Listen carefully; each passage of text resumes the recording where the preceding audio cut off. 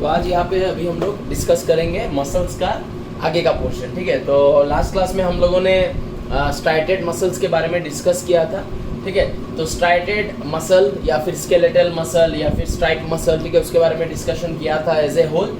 आज हम लोग डिस्कस करेंगे about the remaining two muscle, that is smooth muscle and cardiac muscle, ठीक है।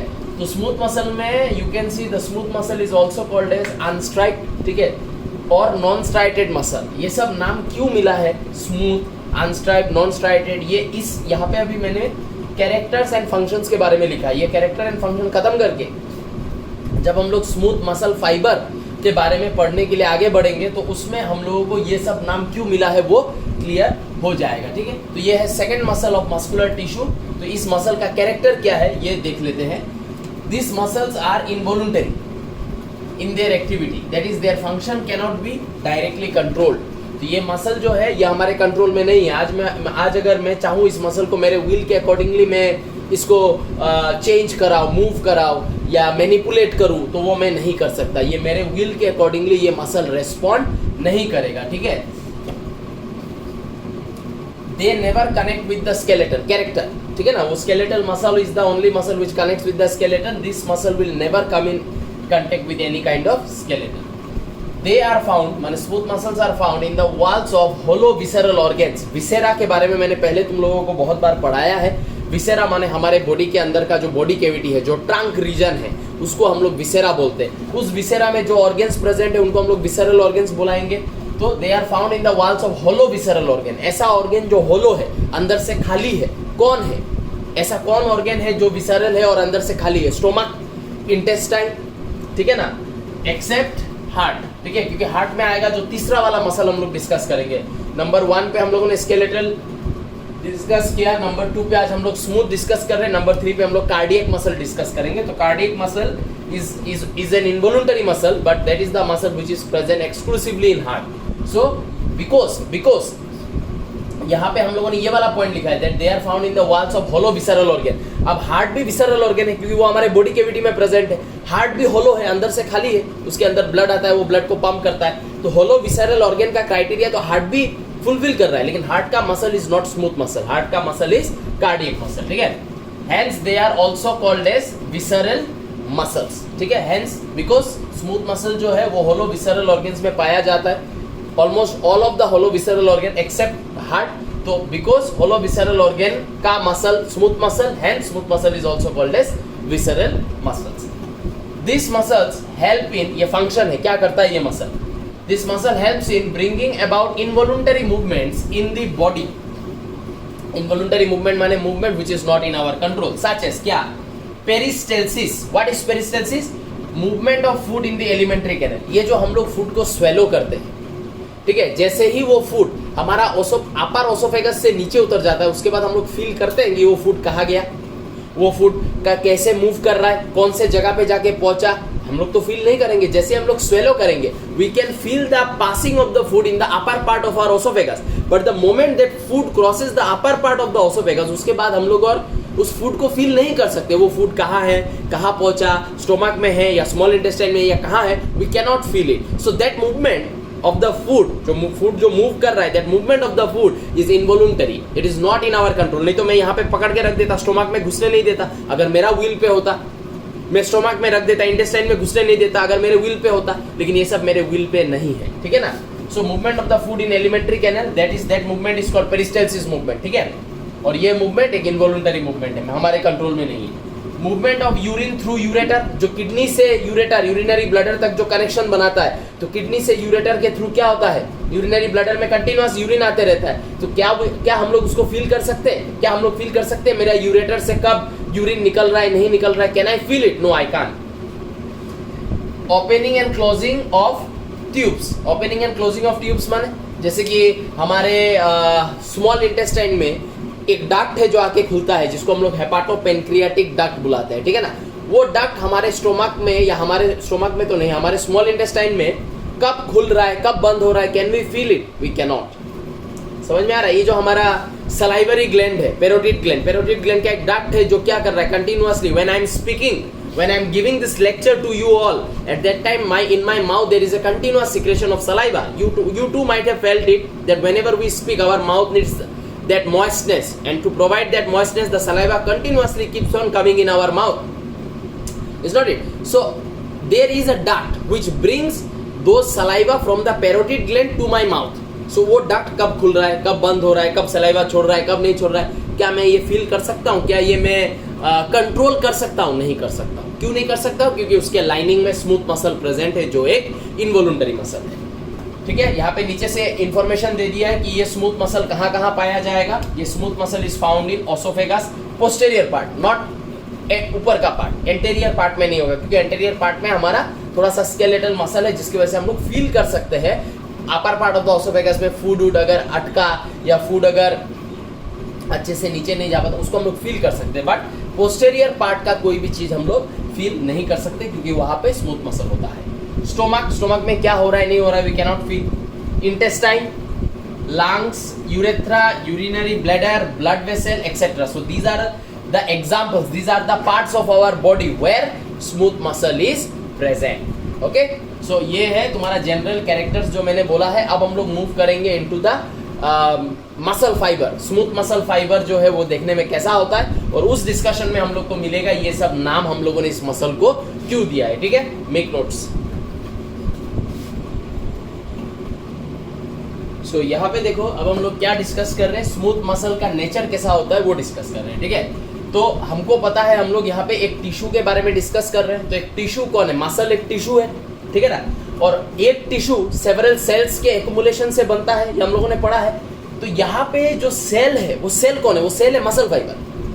जो मसल फाइबर हम लोगों ने स्केलेटल मसल में डिस्कस किया वो एक सेल है, उसको एक सेल लेवल पे तुम लोग कंसीडर कर सकते हो। ठीक है, तो muscle fibre is on the level of cell. When many muscle fiber accumulate, okay, then a bundle is formed. When many bundles accumulate, then a muscle is formed. That muscle is a tissue. Okay, now the smooth muscle fiber or cells are elongated and spindle shaped. That means अगर आज मैं यहाँ पे smooth muscle fibre को अगर मैं यहाँ पे ड्रॉ करूँ तो एक स्मूथ मसल फाइबर हम लोगों को कुछ ऐसा दिखाई देगा।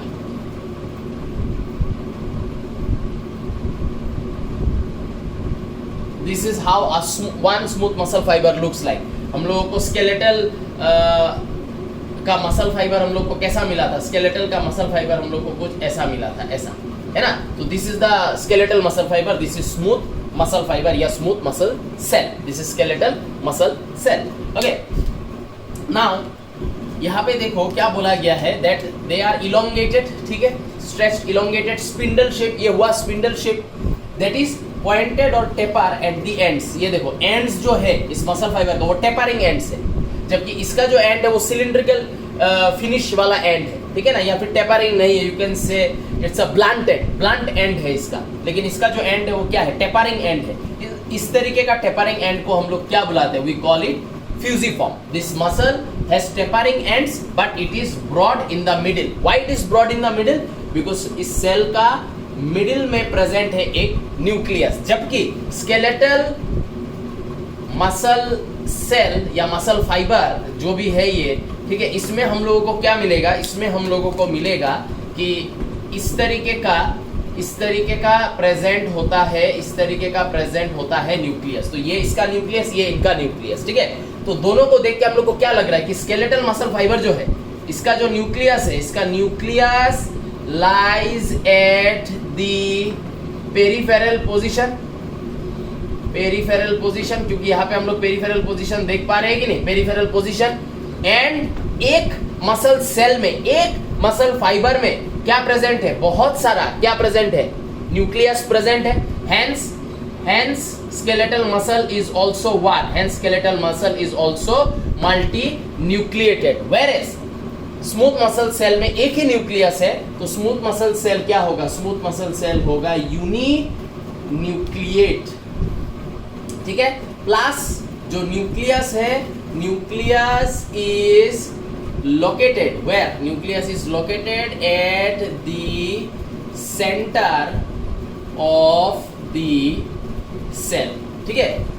स्केलेटल मसल में मैंने न्यूक्लियस के बारे में बात इसलिए नहीं किया सो दैट कंपैरिजन में तुम लोगों को मैं ये समझा सकूं, ठीक है। कंपैरिजन में थिंग्स गेट्स मोर क्लियर, ठीक है। अभी तुम लोग अगर मुझे बोलो सर स्केलेटल मसल फाइबर में तो लाइट एंड डार्क बैंड था, तो था ऐसे था, ये डार्क बैंड, ठीक है। और जो लाइट बैंड है, उस लाइट बैंड में ऐसे पेरिफेरल पोजीशन में हम लोगों को क्या मिला, इस तरीके का न्यूक्लियस मिला, ठीक है। ये यहाँ तो पेरिफेरल पोजीशन, एंड एक ही सेल में several nucleus, hence multi nucleated, एक ही सेल में एक न्यूक्लियस, यूनिन्यूक्लिएट। पोजीशन याद रखना पड़ेगा, कभी कभी पोजीशनिंग से भी एंट्रेंसेस में क्वेश्चन पूछता है। बाकी सब सेम है। बाकी हम लोगों ने इसको क्या बोला था, ये क्या है, सार्कोलेमा, ये भी क्या है, ये भी है सार्कोलेमा, ठीक है। इसके अंदर क्या प्रेजेंट है, सार्कोप्लाज्म, इसके अंदर में भी क्या प्रेजेंट होगा, सार्कोप्लाज्म, ठीक है। तो यहाँ पे क्या प्रेजेंट है, इसके अंदर सार्कोप्लाज्म, ठीक है। तो इस सार्कोलेमा के अंदर यहाँ पे भी, इसमें भी क्या प्रेजेंट है, सार्कोप्लाज्म ऐसे प्रेजेंट है, ठीक है ना। अच्छा, इसके बाद हम लोग को क्या मिलेगा, इसके अंदर इस तरीके का कुछ लॉन्गिट्यूडिनल कंपोजिट मायोफाइब्रिल ऐसे करके प्रेजेंट है, इस तरीके का। इसके अंदर longitudinal composite myofibril are present ऐसे, ठीक है। तो सार्कोप्लाज्म जो मैंने लिखा है, उस सार्कोप्लाज्म में मैं ऐसे लिख सकता हूँ, ठीक है, that composite myofibrils are found suspended in it, यानी सस्पेंडेड इन दिस सार्कोप्लाज्म, ठीक है। जो स्मूथ मसल फाइबर का जो सार्कोप्लाज्म है, उसमें कंपोजिट मायोफाइब्रिल्स प्रेजेंट है, ठीक है ना। अब ये कंपोजिट मायोफाइब्रिल क्या चीज है, इसको हम लोग अलग कर देते हैं, ठीक है। ये अलग डिस्कशन, यहाँ पे अलग डिस्कशन चल रहा है, ठीक है। तो ये कंपोजिट मायोफाइब्रिल, जो ब्लू में मैंने किया है, ये जो कंपोजिट मायोफाइब्रिल हम लोग बोल रहे हैं, ये ब्लू में जो ये स्ट्रक्चर है, ये कंपोजिट मायोफाइब्रिल क्या चीज है, ये कंपोजिट मायोफाइब्रिल क्या चीज है उसको समझेंगे, ठीक है। तो ये कंपोजिट मायोफाइब्रिल को अगर मैं निकाल लूँ बाहर, अगर मैं निकाल लूँ कंपोजिट मायोफाइब्रिल जो ऐसे लॉन्गिट्यूडिनली रन कर रहा है, ठीक है ना, along the length of this muscle fibre, एक कंपोजिट मायोफाइब्रिल को अगर मैं निकाल लूँ, निकाल के अगर जूम करके देखूं, तो एक कंपोजिट मायोफाइब्रिल जो यहाँ पे हम लोग को ब्लू ऐसा थ्रेड दिखाई दे रहा है, इसको मैं जैसे ही क्या करूंगा, जूम करूंगा, मुझको क्या दिखाई देगा, मुझको दिखाई देगा एक इस तरीके का स्ट्रक्चर प्रेजेंट है, और इसके ऊपर एक स्ट्रक्चर ऐसा प्रेजेंट है, एक स्ट्रक्चर ऐसा प्रेजेंट है। तो ये जो लॉन्गिट्यूडिनल कंपोजिट मायोफाइब्रिल, उसको मैंने निकाला, this is our longitudinal composite myofibril, ठीक है। जैसे ही मैंने इसको जूम किया, मुझे इस तरीके का कुछ स्ट्रक्चर दिखाई दिया। इसमें ये क्या है, ये रेड में जो है ये क्या है, these are actin, ये एक्टिन, ये एक्टिन, ठीक है। तो एक्टिन कितना है, 2 in numbers, ठीक है। और ये जो अंदर में जो मैंने ब्लैक में एक ड्रॉ किया है, ये ब्लैक वाला कौन है, ये ब्लैक वाला है मायोसिन। तो एक कंपोजिट मायोफाइब्रिल क्या चीज से बना हुआ है, 2 actin and 1 myosin, and this 2 actin are overlapping 1 myosin. ये जो बीच का जो मायोसिन है वो सिंगल है, तो इस सिंगल मायोसिन को 2 एक्टिन क्या कर रहा है, एक ऊपर से एक नीचे से कवर कर रहा है। So actin are 2 in numbers which are overlapping 1 myosin. So this is how your longitudinal composite myofibril looks like, ठीक है। तो यहाँ पे जो L है, this stands for longitudinal composite myofibril। Zoom किया तो ऐसा दिखाई दिया कि पूरा का पूरा जो composite myofibril का लेंथ है, वो पूरा का पूरा लेंथ में 2 एक्टिन है जो एक मायोसिन को कंप्लीटली ओवरलैप कर रहा है। This is how a composite myofibril looks like, ठीक। Now you tell me if I do a bending pattern with this particular muscle, अगर मैं इस पर्टिकुलर मसल से कुछ फिजिकल रेस पास कर दूं और इसका एक बेंडिंग पैटर्न, एक्सरे रिपोर्ट के जैसा जो एक बेंडिंग पैटर्न निकलेगा, उसका कलर क्या आएगा, उसका कलर डार्क आएगा, लाइट आएगा, क्या आएगा। इसमें डार्क लाइट क्यों आया था, कहाँ पे लाइट आया था, लाइट वहां पे आया था जहां पे देयर इज नो ओवरलैपिंग और there is no overlapping of actin and myosin, ठीक है। जहां पे एक्टिन और मायोसिन एक दूसरे को ओवरलैप नहीं कर रहा है, वहां पे आया था लाइट। जहां पे ओवरलैप कर रहा है वहां पे आया था डार्क, है ना, जहाँ पे एक्टिन ऊपर नीचे मायोसिन फिर एक्टिन, उसका कलर क्या आया था, डार्क बैंड। और जहाँ पे सिर्फ एक्टिन है वो आया था लाइट बैंड, या सिर्फ मायोसिन है उसका आया था लाइट बैंड। तो जहाँ पे सिर्फ एक्टिन या सिर्फ मायोसिन होगा उसका कलर आएगा लाइट, और जहाँ पे एक्टिन एंड मायोसिन एक दूसरे को ओवरलैप करेगा उसका कलर आएगा डार्क। इसका कलर क्या आएगा, इस कॉम्पोजिट मायोफाइब्रिल का कलर क्या आएगा, कंप्लीटली डार्क आएगा, क्योंकि इसका पूरा का पूरा लेंथ में एक्टिन मायोसिन को ओवरलैप कर रहा है। तो यहाँ पे ओवरलैपिंग कंप्लीट लेंथ में हो रहा है। तो जब मैं इस मसल का बेंडिंग पैटर्न निकालूंगा तो ये मसल मेरे को क्या देगा, as a whole dark band मुझे दिखाई देगा, नो लाइट बेंड, बिकॉज ऐसा कोई भी जगह नहीं है जहाँ पे सिर्फ एक्टिन या फिर सिर्फ मायोसिन प्रेजेंट हो। तो कंपोजिट मायोफाइब्रिल का bending pattern will show me a completely dark band, a complete dark band top to bottom, not like skeletal muscle, ठीक है ना।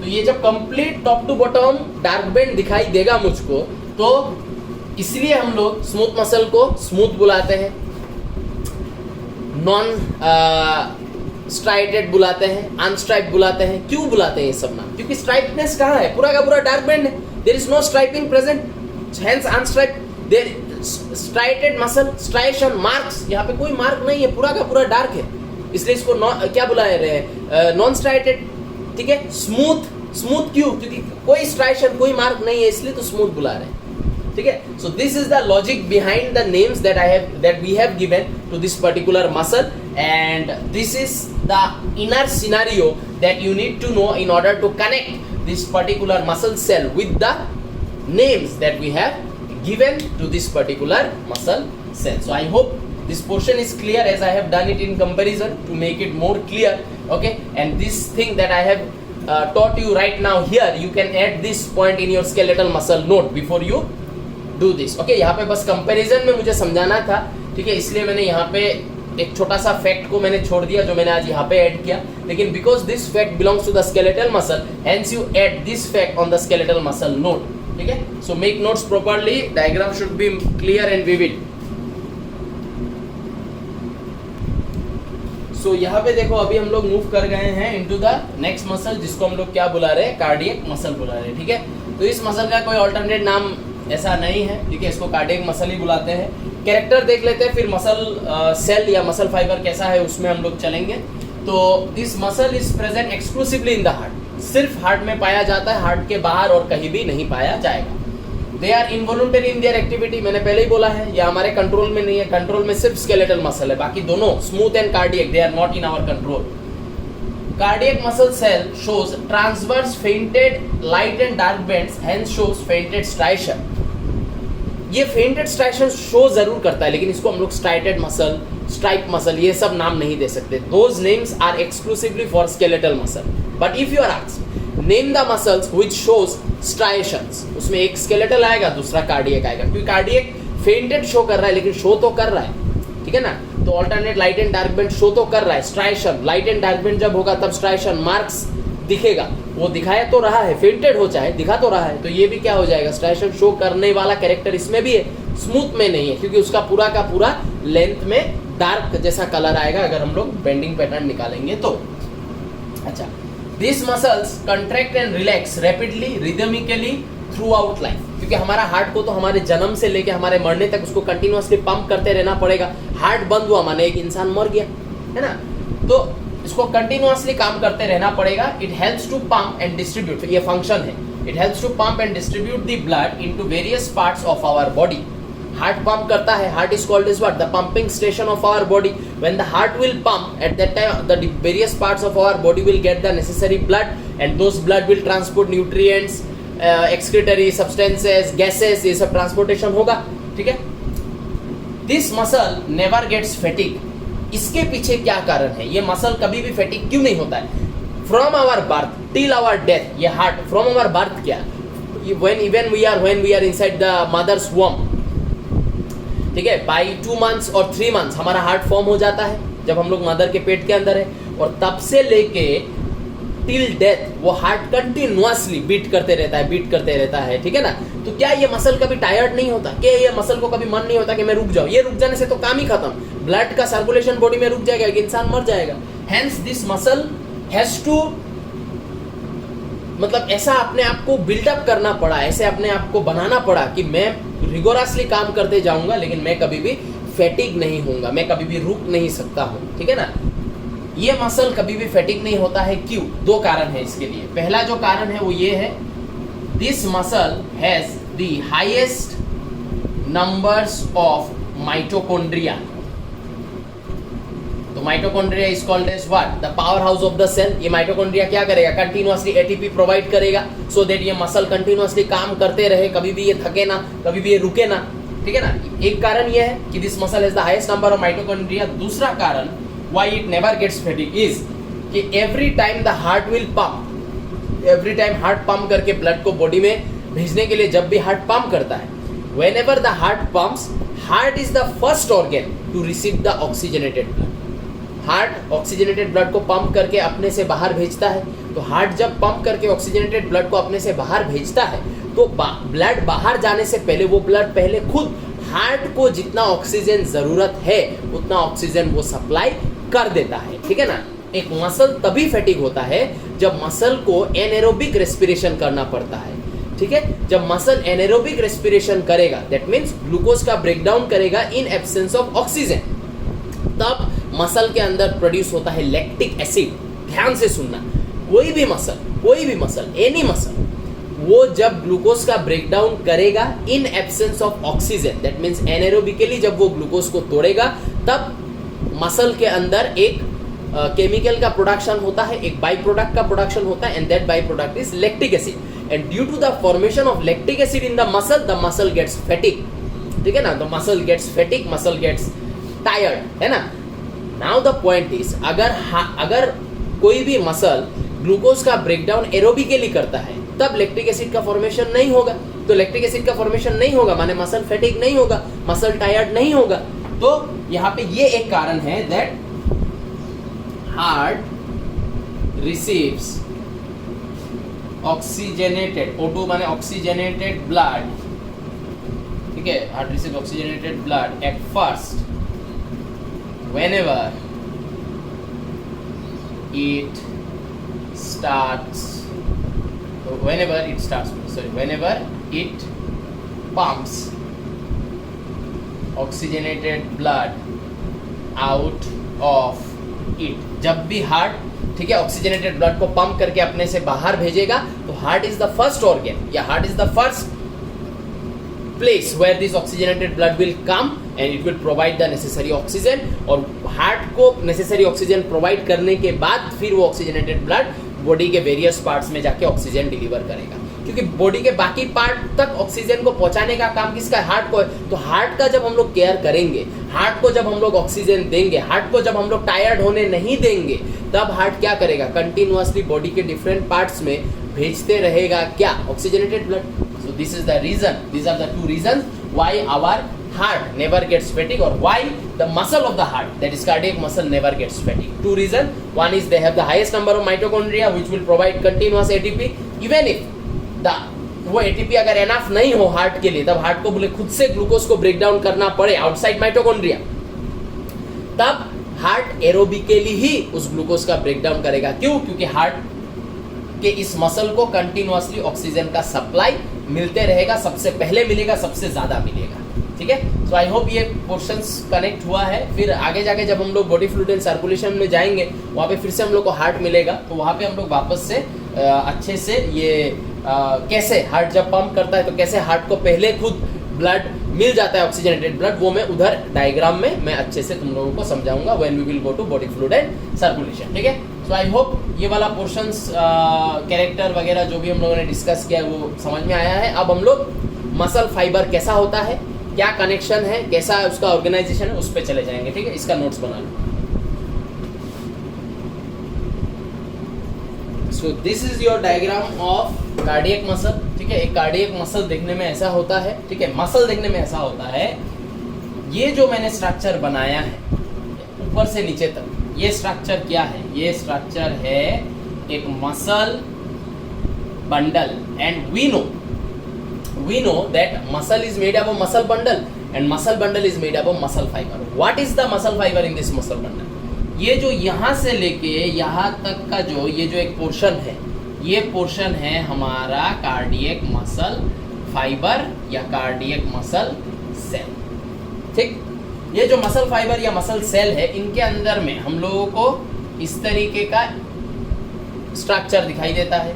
ये जो स्ट्रक्चर है इसको हम लोग क्या, न्यूक्लियस, एंड एक सेल में एक न्यूक्लियस है, ठीक है, एक सेल में एक न्यूक्लियस है, हेंस हम लोग क्या बोल सकते हैं, that cardiac muscle fibres are what, are uninucleate. तो स्मूथ मसल भी यूनिन्यूक्लिएट, कार्डियक मसल भी यूनिन्यूक्लिएट, सिर्फ स्केलेटल मसल इज मल्टीन्यूक्लिएटेड, ठीक है, क्योंकि उसका एक ही मसल फाइबर में, एक ही मसल सेल में पेरिफेरल पोजीशन में सेवरल न्यूक्लियस हम लोगों को दिखा, ठीक है। Now another important thing about cardiac muscle cell या मसल फाइबर इज दैट, ये जो एक मसल फाइबर या मसल सेल है, ये इस मसल फाइबर या सेल से जुड़ा हुआ होगा, कनेक्टेड होगा वाया दिस स्ट्रक्चर जो ब्लू में मैंने ड्रॉ किया। ये एक मसल सेल, ये एक मसल सेल, ये दोनों एक दूसरे के साथ जुड़ा हुआ है via this is called as what, this is called as densely stained cross bands intercalated disc present at intervals, intervals माने present at intervals माने present in between two muscle fiber या two muscle cell, ठीक है ना। इस intercalated disc का क्या significance है, पहले ये समझते हैं। ये जो intercalated disc है, मैं इनमें और न्यूक्लियस ड्रॉ नहीं कर रहा हूँ क्योंकि इनमें मुझको कुछ समझाना है, ठीक है। न्यूक्लियस लेकिन सब में है, इसमें भी एक एक एक एक एक, एक ऐसे सब में है। What is the significance of this intercalated disc? मैंने ये स्टेटमेंट अभी क्यों बोला कि ये इंटरकैलेटेड डिस्क इस मसल सेल को इस मसल सेल के साथ कनेक्ट करता है, दो मसल सेल को ये कनेक्ट करता है, ये मैंने क्यों बोला, इसके पीछे रीजन क्या है? इसके पीछे रीजन ये है कि ये हम लोगों ने जो सेल जंक्शन पढ़ा था वो अभी इधर आएगा। इंटरकैलेटेड डिस्क जो है, ये intercalated disc possesses two cell junction, and what are those cell junction? एक है गैप जंक्शन एंड एक है आई जंक्शन, माने इंटरमीडिएट सेल जंक्शन जो हम लोगों ने पढ़ा है, ठीक है। यहाँ पे हम लोगों को इस तरीके का गैप जंक्शन, ऐसा ही तो था गैप जंक्शन, मिलेगा, ठीक है। एंड ये जो मसल फाइबर या मसल सेल के इसके अंदर क्या प्रेजेंट है, ये क्या है, ये क्या है, ये है क्या, सार्कोलेमा। इस सार्कोलेमा के अंदर सार्कोप्लाज्म, उस सार्कोप्लाज्म में न्यूक्लियस भी है, और क्या प्रेजेंट होगा, एक्टिन मायोसिन, है ना। तो हमको पता है कि इसके अंदर इस तरीके का क्या प्रेजेंट होगा, इस तरीके का, ये सब क्या है, ये सब जो मैंने ड्रॉ किया है ये सब है क्या, ये सब है myofibrils, and this myofibrils are none other than what, actin and myosin, ठीक है। सिमिलर इसके अंदर में भी इस तरीके का मायोफाइब्रिल्स होगा, इसका मायोफाइब्रिल्स होगा, इसका भी अपना मायोफाइब्रिल होगा, ऐसे मायोफाइब्रिल्स होगा, सब सेल के अंदर मायोफाइब्रिल होगा, ठीक है। तो ये जो मायोफाइब्रिल्स है, ये जो एक्टिन मायोसिन है, ये एक्टिन मायोसिन ऐसे करके एक प्लेट के साथ जुड़ा होगा, ये एक्टिन मायोसिन ऐसे करके एक प्लेट के साथ जुड़ा होगा, सिमिलर नीचे भी एक प्लेट के साथ जुड़ा होगा, ये भी एक प्लेट के साथ जुड़ा होगा, ठीक है। एंड ये जो प्लेट्स है, इन प्लेट्स के बीच में इस तरीके का हम लोग कनेक्शन देखेंगे, इन प्लेट्स के बीच में इस तरीके का कनेक्शन हम लोग देखेंगे। नाउ यू टेल मी, यहाँ पे ये जो स्ट्रक्चर मैंने बनाया है, ये जो स्ट्रक्चर मैंने बनाया है, ये क्या है और ये क्या है, ये है गैप जंक्शन और ये है इंटरमीडिएट जंक्शन। सो ये जो इंटरमीडिएट जंक्शन है, ये किसके ऊपर प्रेजेंट है, इंटरकैलेटेड डिस्क के ऊपर प्रेजेंट है कि नहीं। ये जो गैप जंक्शन है किसके ऊपर प्रेजेंट है, इंटरकैलेटेड डिस्क के ऊपर प्रेजेंट है कि नहीं। तो ये जो gap junction and intermediate junction जो हम लोगों को दिखाई देगा, ठीक है, वो हम लोग को थ्रू आउट दिखाई देगा, ठीक है, थ्रू आउट दिखाई देगा। दैट मीन्स जैसे कि एक होगा ऐसे करके गैप जंक्शन, एक होगा इस तरीके का इंटरमीडिएट जंक्शन, सब में सब all intercalated disc will have two structures present in it, ठीक है। नहीं लिखना चाहिए था, दो स्ट्रक्चर इसमें प्रेजेंट होगा ही होगा, ठीक है। ऐसे ये मैं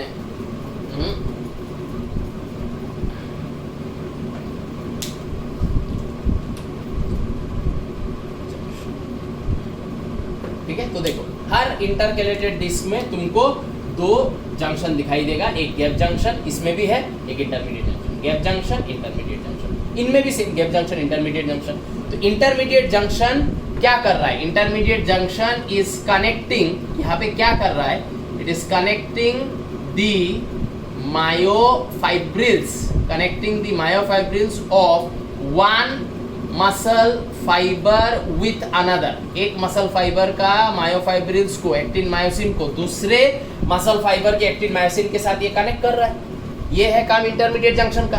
एंड गैप जंक्शन क्या कर रहा है? गैप जंक्शन बना रहा है इंटरसाइटोप्लाज्मिक कनेक्शन बिटवीन मसल फाइबर। ये मसल फाइबर के बीच में इंटरसाइटोप्लाज्मिक कनेक्शन का फॉर्मेशन कर रहा है। ठीक है, देखो इसका साइटोप्लाज्म कनेक्टेड है, इसका साइटोप्लाज्म कनेक्टेड है।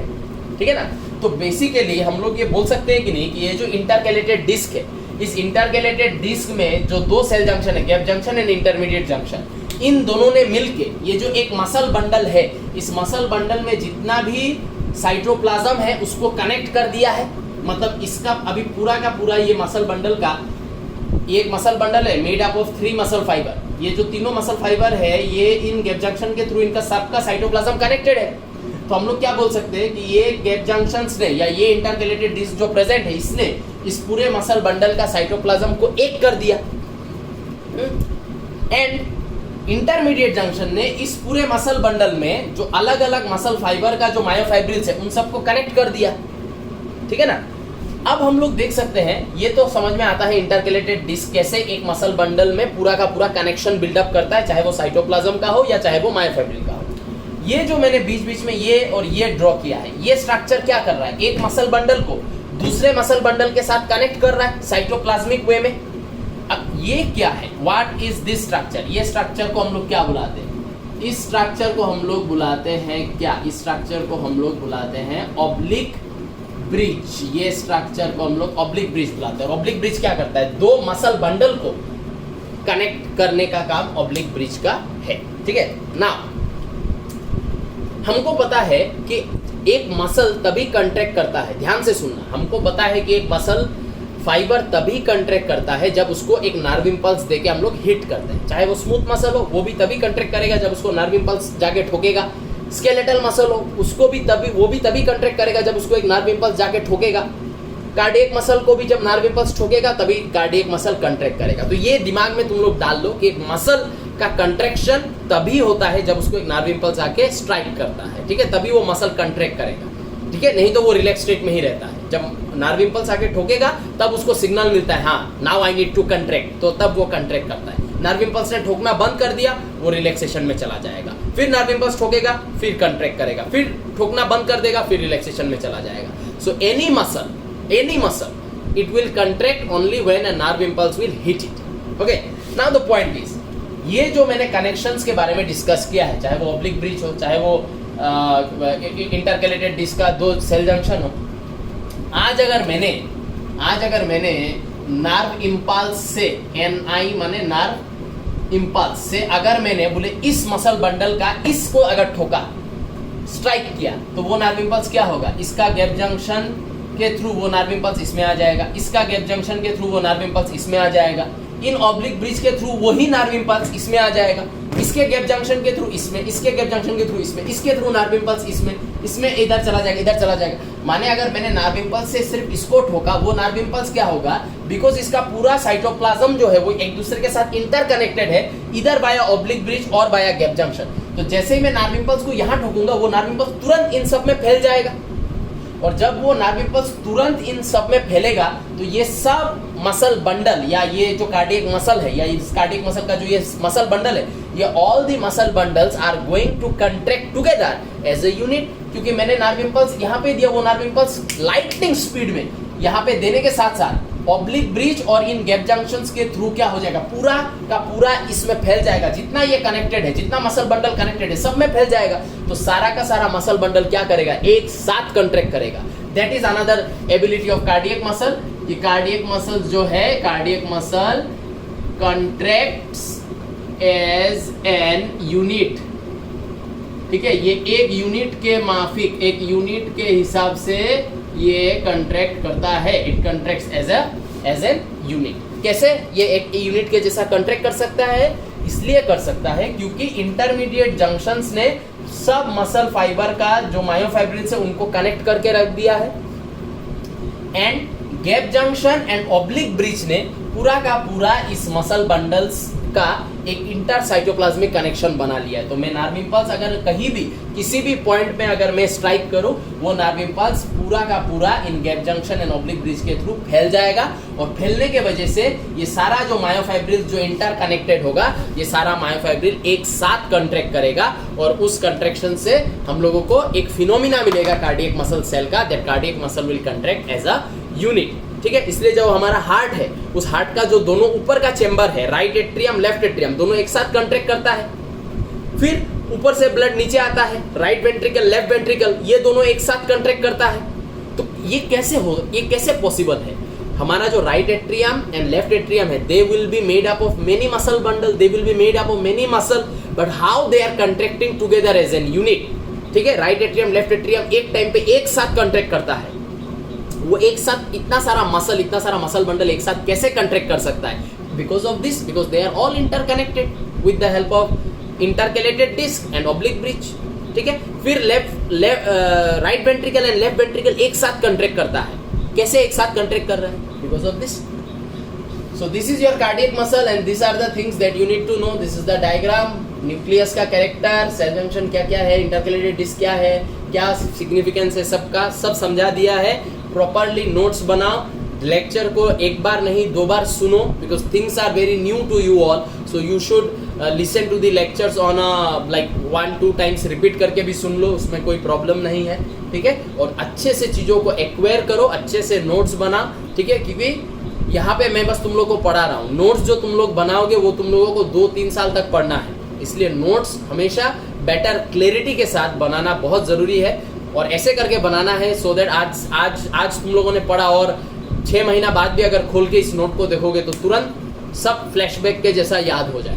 ठीक है ना, इसलिए नोट अच्छे से बनाना बहुत ज़रूरी है।